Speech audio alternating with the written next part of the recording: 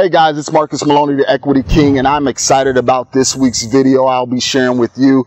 This week we will be with Stuart Gethner of Phelps Capital and Consulting and Gethner Education. Stuart is one of the renowned real estate investors here in the Phoenix market, and he will be dropping some genuine nuggets for you today about mindset, persistence, and tenacity when doing real estate transactions and wholesale deals in your market. So come on with us. Oh, and don't forget, take advantage of the 30-minute free consultation below. You'll be speaking directly with me, and I'll answer any questions that you have. So without further delay, let's wrap it up and let's go right into the video with Stuart.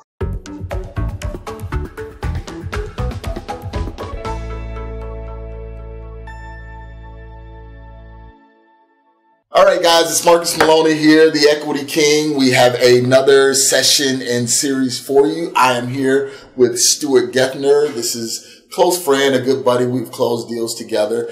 So we'll be talking to him about some of the things that he's doing. But before we get started, hey, if this is your first time here, please let me know. So leave me a comment below. This channel is all about the intricacies of real estate investing and real estate wholesaling.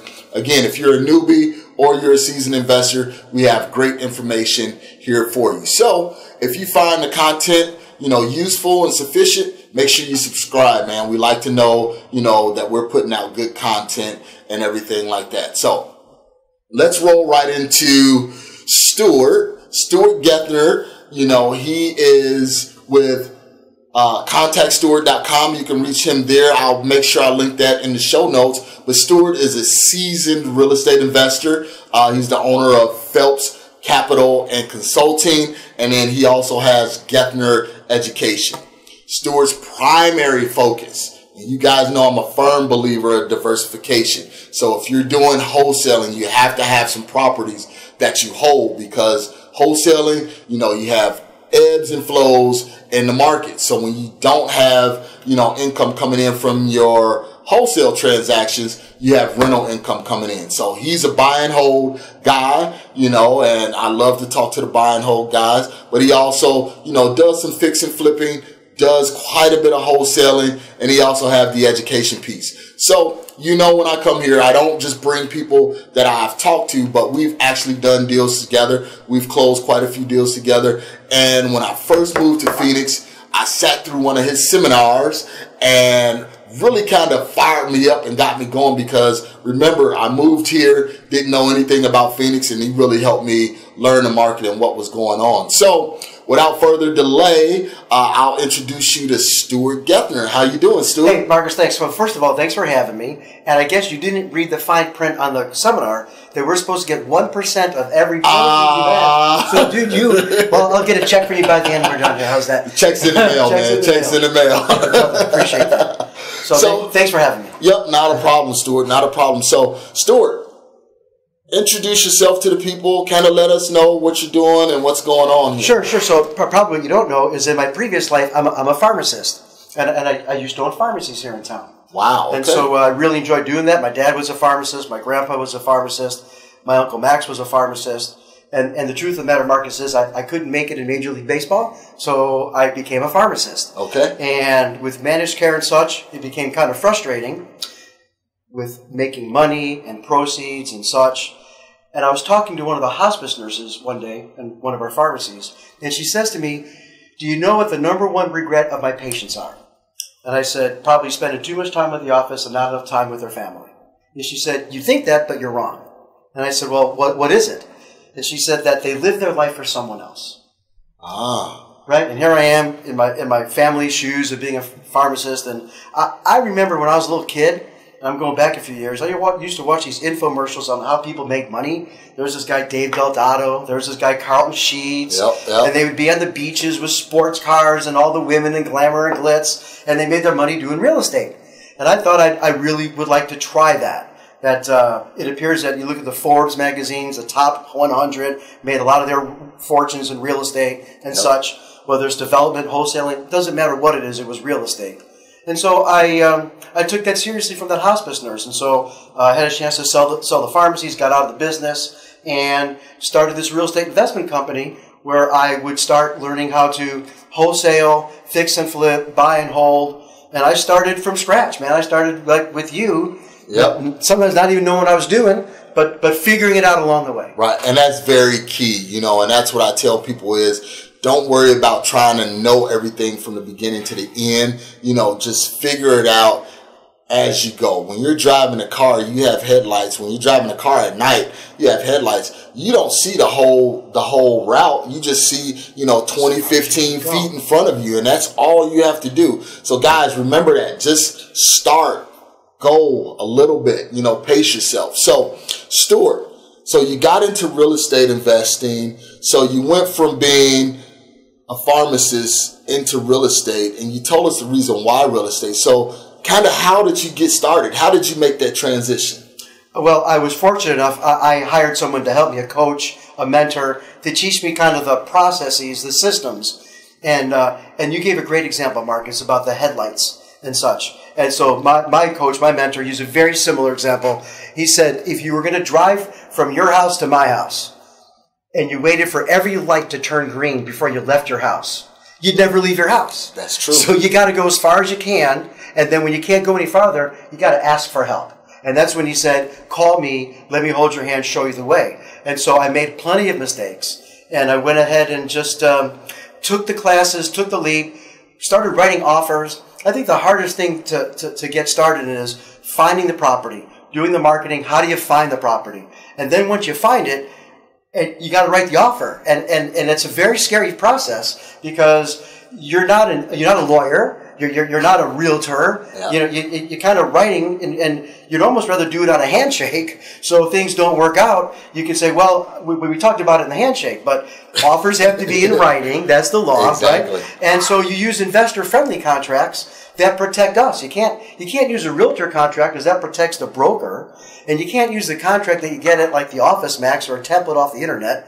So you want to use investor friendly, and I learned the ropes, I learned the systems, because at the end of the day, we're just doing the same thing over and over again. And after you've done it for a while, I could wake you up out of a sound sleep, and you could tell me the process. You could tell me what's next to do after you wondered why I was at your house waking you up out of a sound sleep. So yep. Other than that, that's what I did. I learned the systems. And that's very key, people. It's repetition. It's getting up and it's actually doing something. You can sit in front of the computer and watch me on YouTube all day, but until you get out there and you actually start, you know, putting pen to paper, drawing your roadmap, and then getting out there and meeting people, you know, going to different seminars, you won't know exactly what to do.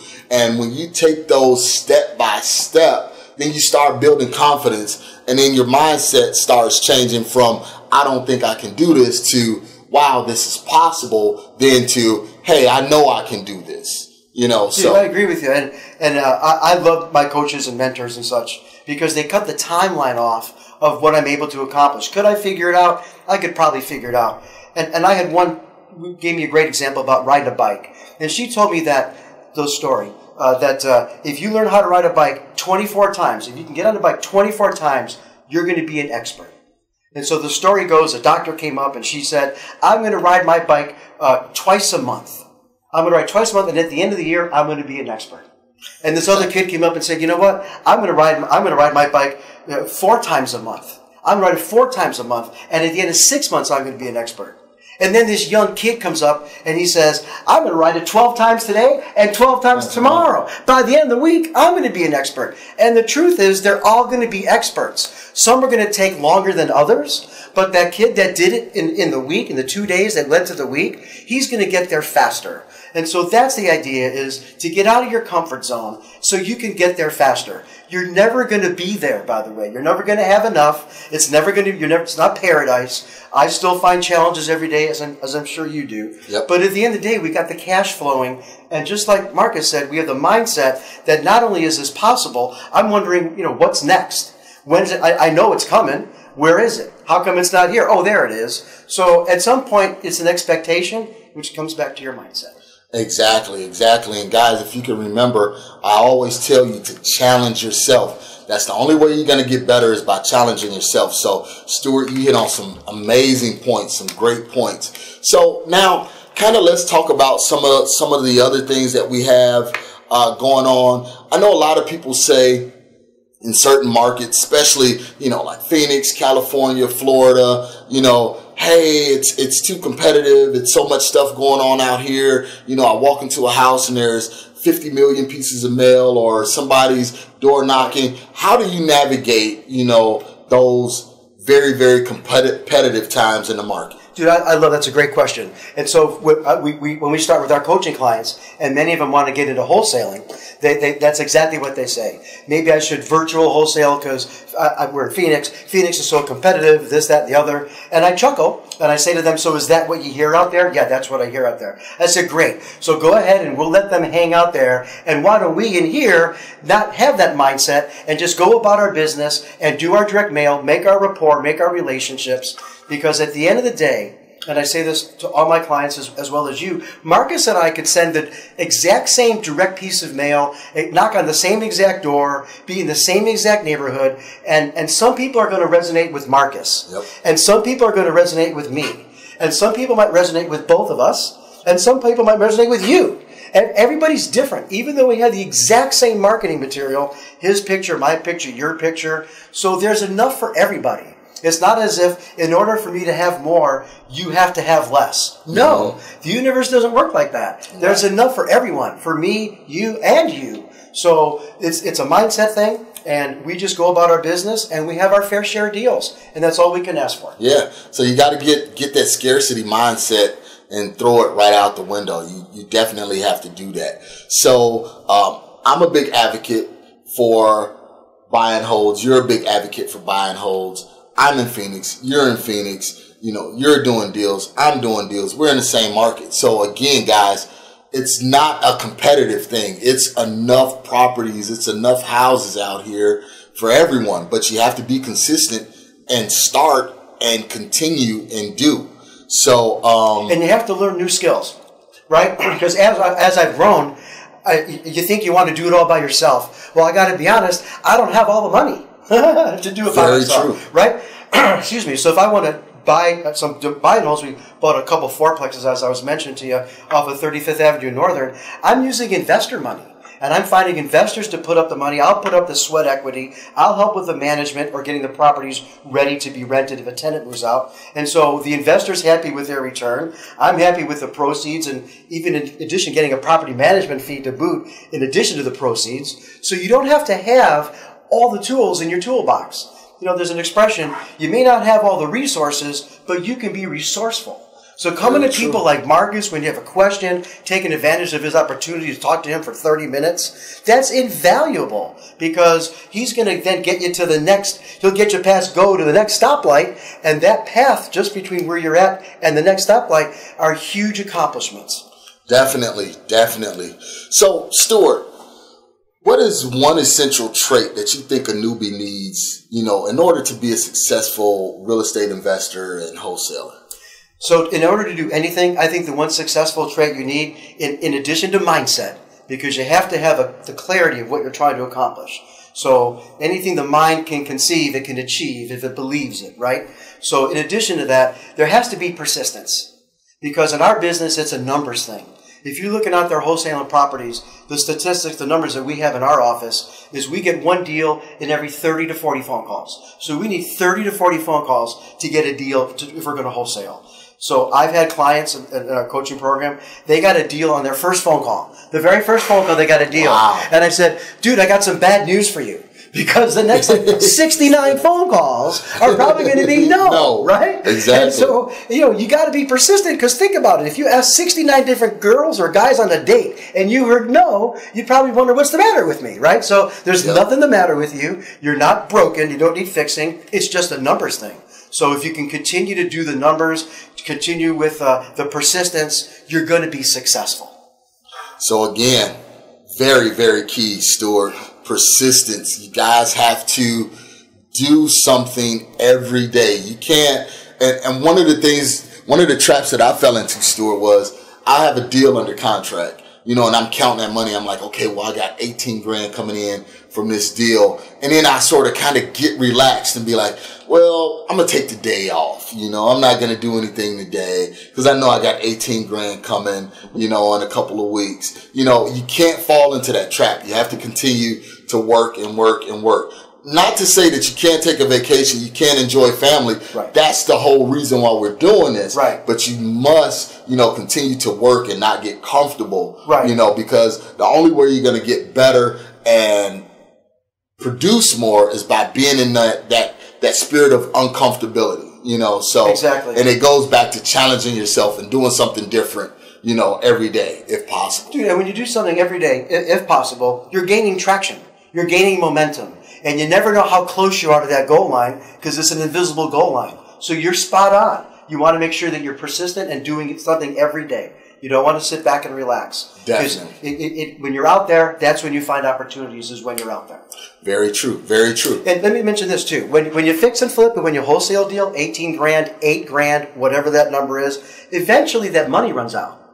So 18 grand might last you 6 months. It might last someone else 30 days. Don't know how long it lasts, and it's irrelevant. But the point is, it's always about the next deal. So when we get a fix and flip or a wholesale deal in our contract, what's next? Because eventually we're going to need the next thing anyway. So why stop now?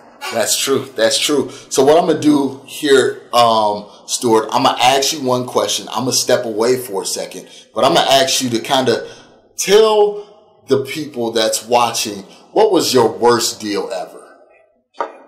It was my Tommy Marquez deal. So my Tommy Marquez deal, we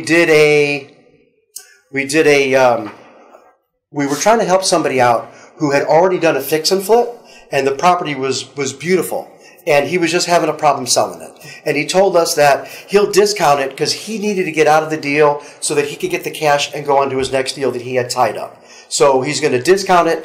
And that's unusual for us because you're going to sell that to an end user. You're not really fixing and flipping it. You're not really wholesaling it. I guess you're wholetailing it. You're wholesaling it to an end user. And that's not really what we do. But it was such a good deal. We said, okay, we'll do it. Why turn away money? And the answer made sense. What we come to find out, though, Marcus, is that he was tagged by the city of Phoenix because he enclosed the carport into a garage, right? And he went too far to the street when he did it, so there was an easement there that he violated, and there was an electrical tag on him because he never went to the city of Phoenix to do the electrical work. Wow. Right? And so we're under contract, and we find this out. And we call him on the phone and say, dude, in our contract it says that every remodel's been done to code, everything's done properly and on the up and up, and we find out that it's not, right? And he says to us, tough luck. You're under contract with me, so you have to buy it. That was his answer, Tommy Marquez. Wow. And as you know, and as I mentioned a little earlier, we use investor-friendly contracts. So, no, I'm not obligated to buy it, right? Exactly. And we can either try to get this fixed or we're going to cut it loose. And we ended up cutting it loose, which is fine. But that was the worst deal ever because the people that we were dealing with were unscrupulous. They were dishonorable. And that's unusual. Yeah. I'm not saying that it doesn't happen out there, but for the most part, my experience has been people are honest and they have integrity. Yeah. So that was the worst.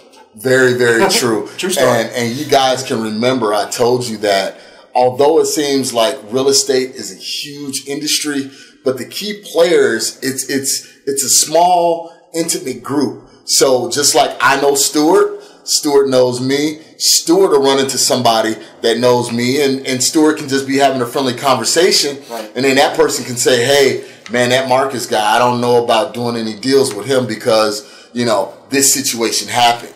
So you have to do things on an up and up. Integrity is key, for long-term sustainability, in this game. And you may, not have integrity, and you may close a deal and may make you $20,000, $30,000, but guess what? It's probably going to be your last $20,000 or $30,000 that you make, in your market, doing deals. I believe in karma. I believe in the universe. What goes around comes around. So I tell the folks that we work with, we're not here to take advantage of anyone. So if a family calls and they're out of state and their property's worth $300 and they owe $200 and the best deal for them, if they're not in a hurry to sell, is to hire a realtor and put on the market and get top dollar, whatever you want, because that's not a motivated seller. Could I take advantage of them? Could I offer them a lowball number and they wouldn't know any better? Could I take advantage of a grandma? Probably. Do I want to take advantage of her grandma? No, because what goes around comes around. So we're here to help people. We're here to serve. And as long as we do that, we're going to do fine. True. Very true. So what are some of the challenges that you're finding in this current market right now? So the challenges that we have, because we do a little bit of everything. So Phelps Capital for us is a real estate investment company where we do wholesale, we'll fix and flip, and we'll do buy and hold. So we'll do that. And then the Gethner Education is a tributary where we teach you how to do it. Some folks we teach how to do it, and they go off and running and they do it. Some folks want us to hold their hand, and some folks want to invest with us and have them do it for them. But the challenges that we face here is scaling. So as we grow, it's not so much that there's not deals out there, because there's always deals out there. Someone's getting divorced today. Someone decided this weekend they're going bankrupt. Someone decided they're going to have to get rid of their house and go back somewhere to help their family member, and they just want to move by Tuesday. So there's always deals. For us, Marcus, the challenge is scaling, because you're only as good as your people. That's and so true. for us, we want to make sure that we surround ourselves in our office with rock stars, top-notch people. Rock stars are born, they're not made, they just need polishing, and everybody's a rock star at something. So when we find someone in our acquisition, or someone for negotiation, or someone for marketing, we want to make sure that's where they're the rock star at. I don't want to hire someone for marketing who's a rock star in marketing when I need admin help. Scaling your business is hard. After you start doing this for a while, you do everything. You answer the phone, you take out the garbage, you raise the capital, you walk the property, you write the offers, you might even help on some of the repairs. But as you grow, you can't be doing everything. You know, could you do it? Yes. Should you do it? Probably not. So for us, it's scaling and growing. Okay. So what are you working on currently, Stuart? So I'm fortunate. So for the past few years, we've been doing these seminars, and I've noticed that a lot of my clients, they have many of the pieces, and they're missing some of the pieces. And so I came up with this concept of partnering or joint venturing. Okay. So I've been working on putting people together and teaching people the right way on how to partner, on how to joint venture, and those three pillars of, what makes a successful venture, whether you want desired outcomes, defined responsibilities, similar personalities and characteristics and traits. So that's what we're working on, getting the word out and educating on how to leverage yourself by leaning on others. So if we had a partnership, you have things that you're great at, I have things that I'm great at, we have things that we're similarly great at, maybe that we're not both great at. So defining those, because there's synergy in partnerships. 1 + 1 = 3. There's the accountability factor. If I know Marcus is going to come to my house tomorrow morning at 6 a.m. and go to the gym, I may not want to get up and be ready to go to the gym at 6 a.m., but I know Marcus is coming, so because there's the accountability piece, I'm going to be ready to go, right? And so partnerships are great, and so that's the next leg, as well as just teaching people, as you do, that this stuff it's not hard. It's hard work. Okay, so we're not saying it's not easy. It's not easy. Just don't sit home and wait for the checks to come in, right? It's hard work, but it's the easiest work you're going to do to be able to make a pile of cash and cash flow. And you don't need a college degree. You don't need to be a pharmacist. You don't need to be you don't need anything. You need gumption. You need persistence, and you need a mentor, someone to help guide you, that'll help you when you hit the stoplight. You never get hit by the bus you see coming. So getting someone on board that can help and say, hey, heads up for this, why don't you try that? How can you put a value on that?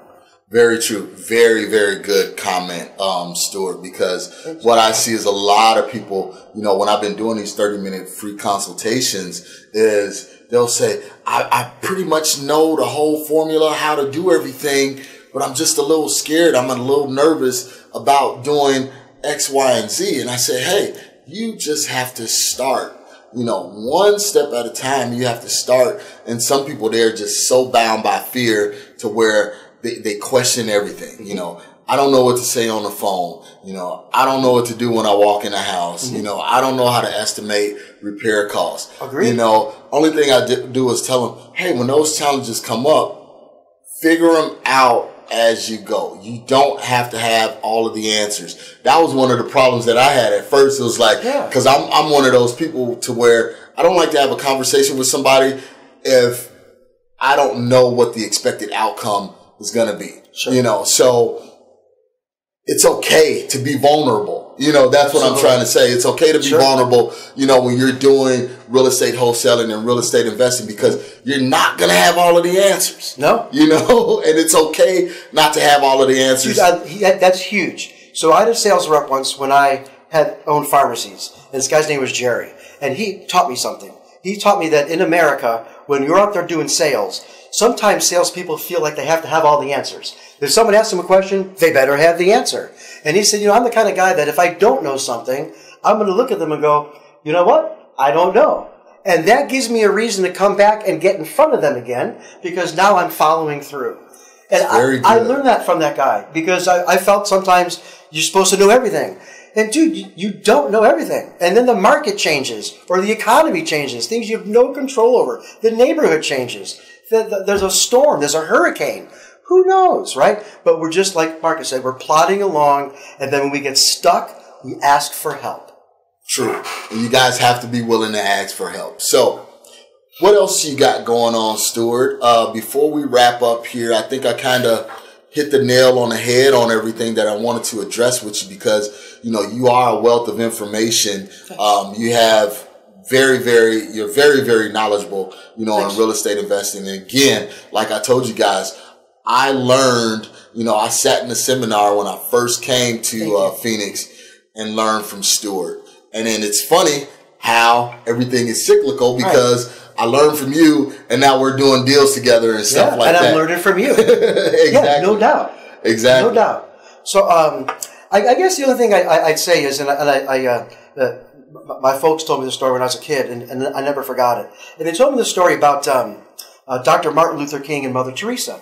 And I guess Harvard University back in the day did this study, and they interviewed all these different presidents and ambassadors and dignitaries, and they said to them, you know, what one thing would you do over? If you could do that one thing over, what would it be, right? And most everybody said, I wish I would have started sooner. If I would have started sooner, knowing what I know now, if I would have started sooner, I could have done more, right? Except Dr. King and Mother Teresa. They had a completely different answer, but they had the same answer. And that was why this story was being told. And their answer was, think bigger. And when you think about Dr. King and Mother Teresa, everybody knows who they are. How could they think bigger, right? But that was their mantra. And so I implore that on you. You know, we all had dreams, and then life hits us, right? And everybody has life happen. You know, nobody gets out of here unscathed, right? But at the end of the day, sometimes our dreams get shattered, or we put them on hold. So if you're going to get out there and try this, your gig in real estate investing, in addition to the persistence and the mindset and watching the videos, the quality videos that Marcus puts out, because they're up to date, they're current, they're legit, and they teach you lessons that you need to learn. In addition to that, I encourage you, I implore you, think bigger.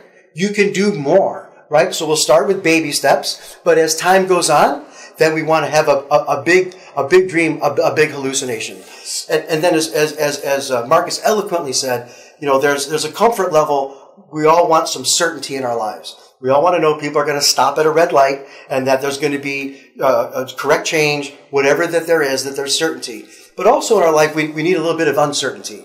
Because if all there was vanilla ice cream, you know, sometimes I want chocolate. Sometimes I want strawberry. Yep. And so when you step out there to do this and write the offers and do the things that Marcus is teaching, there's uncertainty. You don't know what's going to happen. And so you have to be comfortable with that uncertainty, knowing that whatever happens, it's going to be okay. And then there's always going to be the next deal. So no matter how bad you flub or screw up the conversation you have with this guy, right? The next person you speak to has no idea about the previous conversation, and you're on your own for street cred.